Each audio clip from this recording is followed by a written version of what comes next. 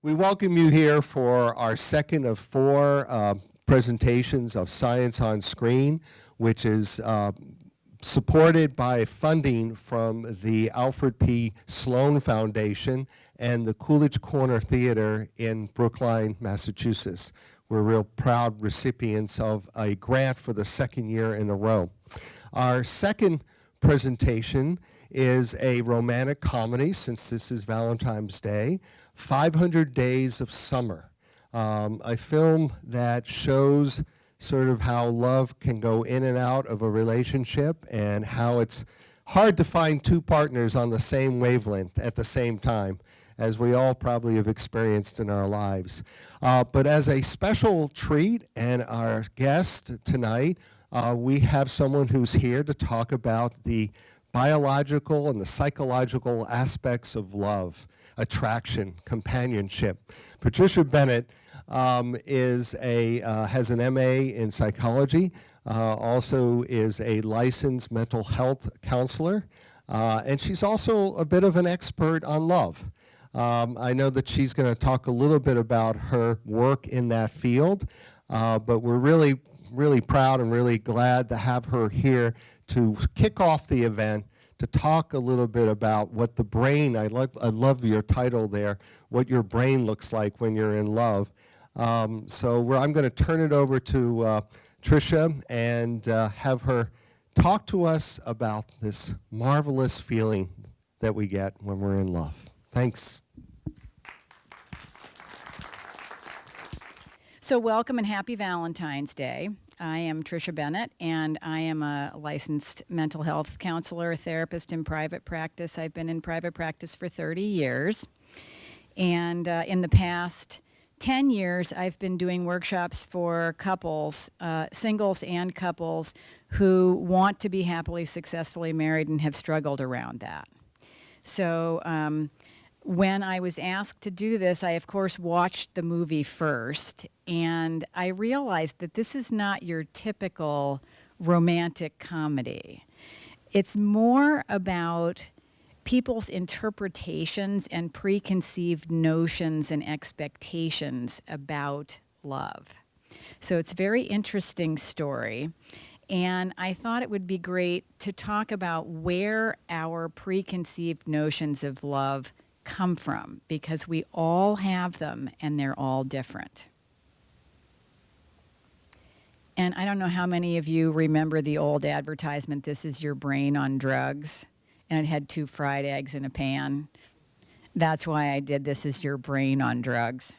So, let's see. There we go.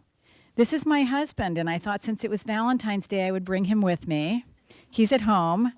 His name is Richard, and if you recognize him, if you have children or grandchildren in any of the soccer programs on the Vineyard, that's where you would know him from. So I brought him because it's Valentine's Day. So what exactly is love, and where does it come from? And I have to say that I usually do 1 or 2 day trainings on this topic, so to use a Valentine's Day metaphor, it feels a little bit like speed dating to do this in 15 minutes. So I'm going to talk as fast as I can and get through the topic. What is love, and where does love come from? So if I asked you to say what love means to you, I would get many different answers. Among them would probably be things like it's learned, it's social, it's historical, it's about chemistry, attraction, lust, maybe sex and procreation. Love is evolving, it's both simple and complex. It's easy and difficult, constricting and expanding. I would say it's science and magic.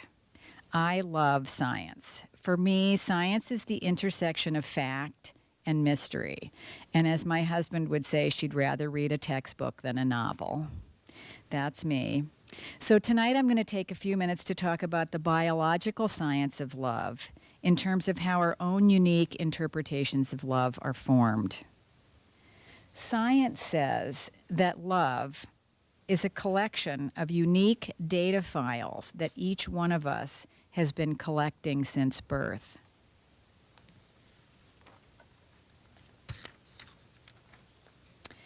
So our bodies are amazing data collecting, meaning making machines. Our hearts beat, our temperature regulates. We see, hear, taste, smell, touch, and move about in the world. Our brains operating in unison like a high-tech national security system, taking snapshots of every experience in our life with two main functions or alert systems, one designed to seek pleasure and the other designed to avoid pain. From the minute we're born, the data gathering begins, forming intricate systems that we will use to inform us for the rest of our lives. We learn to identify the people, places, and things in life that will bring us pleasure and comfort. And we also learn to identify those things that are likely to cause us discomfort or pain. Sometimes both pleasure and pain come in the same package. And these things are logged as well and categorized by severity. For example, tasting food that's too hot but delicious, the work that's involved in an athletic achievement, or a scary or abusive interaction with a familiar adult. All of this data is stored like files in our hard drive, a complex and detailed filing system, each file containing a highly sophisticated map, or what I like to call blueprints, for how things are in your world. These files become our templates for living. So to give you an example for a minute of your own files in your hard drive, I'd like to take a minute to do a little meditation with you. And if you want to, you can close your eyes. If you don't want to, you can just look at the screen. So take a minute right now and think about your favorite holiday. Or if you're not a holiday person, what is your favorite vacation spot? So imagine this place. Where does the holiday or vacation take place? What time of year does it happen? Where do you celebrate? Are the same people there each year? Who's there? What are the smells and flavors and colors associated with the holiday? How does the day nurture you? And what are the feelings that you're left with at the end of the day? So when you're ready, you can open your eyes. And that visual sensory template or blueprint that you just imagined of your favorite holiday is something that you retrieved just now from thousands of bytes of information that your brain has collected, categorized, archived, and added meaning to. You can't hear me in the back? Something happened to the microphone. Is this better? Okay, I'm so sorry. Okay, I'll hold this out here. Okay, so our brains do the same thing when it comes to love. Our memories and interpretations create the same kind of blueprint for love, an internalized script or working model for what love looks like to us and how relationships work.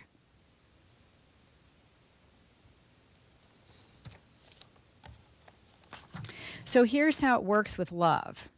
From the time we're born, we start collecting data on our caregivers.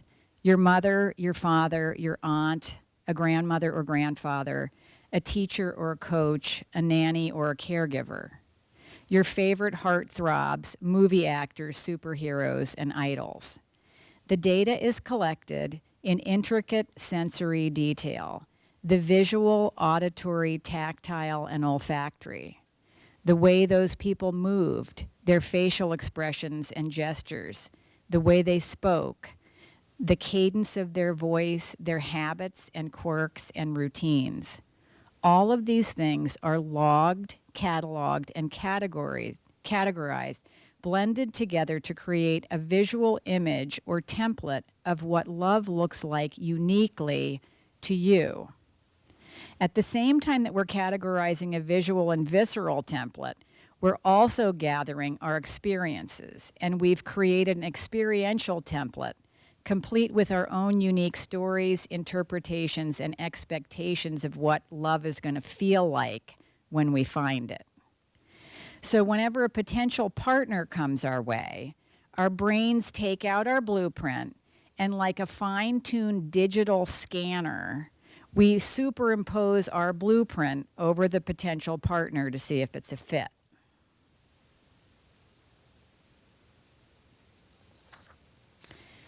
So we're all aware that patterns tend to repeat themselves in families. And I hear people in my office all the time saying, I'm nothing like my mother. I'm never going to do blank like my parents did. I spent my whole adult life trying to get away from my parents, and then I married my father. I'm recreating my childhood. I can't figure out how it happened, and I can't seem to stop it. So a potential partner presents themselves, and through a combination of nature and nurture, genetics and how we're raised, science and magic, history tends to repeat itself with striking regularity. This is why we hear people saying things like, I knew he was the one the minute I saw him. It was uncanny how much we had in common. It felt like we'd known each other forever. We felt at home right away. And on this slide, I said you felt at home because literally you were. You were superimposing your past over someone to see if it fit. So when people ask, how did this happen to me? My answer is that what we resist persists. And for better and for worse, we are all genetic reproductions of the people who created us. And the sooner we embrace that, the better. And the sooner we embrace it, the sooner we can have some mastery over it. So, chemistry's the kicker when it comes to romantic relationships. As mammals, we are designed not only to seek a mate, but also to procreate. We have gathered all this data. We have an image of what love looks like to us. And then when we reach puberty and begin to date, the hormones kick in. Then when we see a partner that looks like love to us, that fits our blueprint, our bodies react with something that's kind of like an automatic sprinkler system, and our brain releases bonding hormones. So dopamine, oxytocin, and vasopressin, I'm not going to talk about tonight. There's an article on the handout that you have that was done by Harvard Medical School last year that talks all about chemistry, brain chemistry. I'm not going to go into that tonight, but you have the link if you're interested. So the chemicals that are released, the desire to mate is such a powerful force that these hormones actively shut down our frontal lobe so that we no longer have the ability to reason. So even if we know that the person in front of us is probably a bad choice, once the hormones have kicked in, it's practically impossible to resist. Having any insights? I know I did when I was learning this stuff. So I thought I would share my blueprint with you. This is my blueprint of what love looked like to me before I knew better. On the nurturing side of the equation, my dad and I are in the bottom and my mom and I are in the top corner. On the nurturing side of the equation, my parents and most of the other adults who influenced me as a child were successful artists and professional musicians. They were funny, talented, and smart, and my childhood was filled with creative, interesting people and experiences. On the less than nurturing side, they were also afflicted with all of the self-destructive behaviors that are typical of what we call the artistic temperament, that so many books and articles describe as living on the edge of genius and insanity. Needless to say, until I understood how I was hardwired, my blueprint, I dated one crazy, brilliant, self-destructive artist after another. That only made sense, right? That's what my data collection system told me love looked like. I'm happy to say that I did the work that was necessary to change that. I kept the crazy and the brilliant and replaced the self-destructive with happy, healthy, and fun. So there's good news in here, and that is that no matter what your blueprint is, as human beings, when we're aware of what's going on and we've determined that we can see things that may be blocking us, we're able to actually select out the things in our relationships and in our lives that work from the things that we don't want to recreate. I have a clinical supervisor who always says that awareness is 80% of being there. And he says until we know something, we have no power to change it. But once we know it, we've actually 80% solved it. The remaining 20% is just remembering that we had the awareness and being willing to do something about it. So on your handout, I guess what I'll say is in order to really continue to look at your love blueprint, there are lots of ways that you can do that. You can talk about it with your partners and friends. If you have things that haven't been working in your relationships, you can get support. You can read and learn about your blueprint. And my favorite book addressing our blueprint from the self-help bookshelf is on your handout. It's by a man named Harville Hendrix, and it's called Getting the Love That You Want. And it's all about looking at all the data that we've collected in our life and what we've made it mean and how we superimpose our expectations onto our partners. And it's really a fascinating way to get to know yourself and your partner and sort of pull apart some of the things that work and don't work in your relationships. So if you have healthy, loving, thriving relationships, please explore your blueprint too. Figure out the gifts that you got and where you got them from so that you can share them with other people. Because happy, healthy relationships are really rare these days, and there are a lot of people that really need support and guidance in that area. So if you have a healthy relationship, please share it.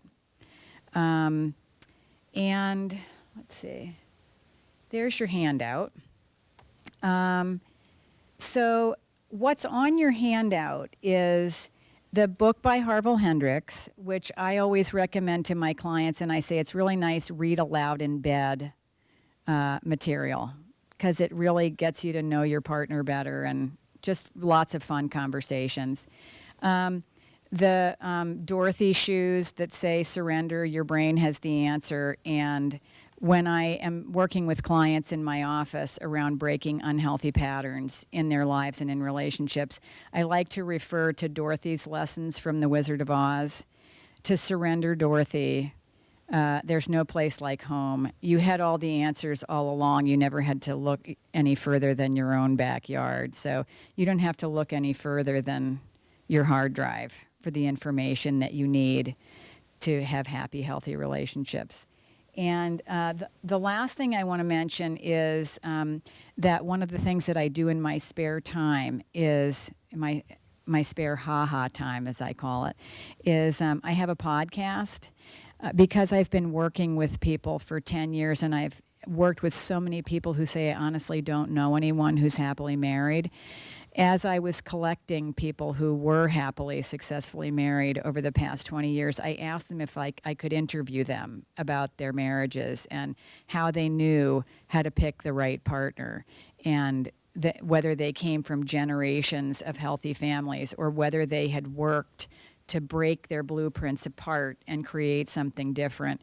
And the podcast has been up for about 4 years now, and we have about 250,000 listeners in 50 countries around the world. And I get emails and notes from people all the time saying that they're finally starting to figure out the mistakes that they'd made and that they're so inspired that they may actually be able to find a healthy relationship in their life. So the reason I added it to your handout is that if you have a love story that you think is unique and interesting and you'd be willing to share it for the benefit of others, I would love to hear it and I'd love to share it. So I'm not gonna stay for the film tonight because I watched it already in order to prepare for this. It's a great film. You're gonna love it. If you have any questions or anything, my number and my email are on your handout. And if you'd like to share your love story, please let me know. Thank you. Enjoy the film.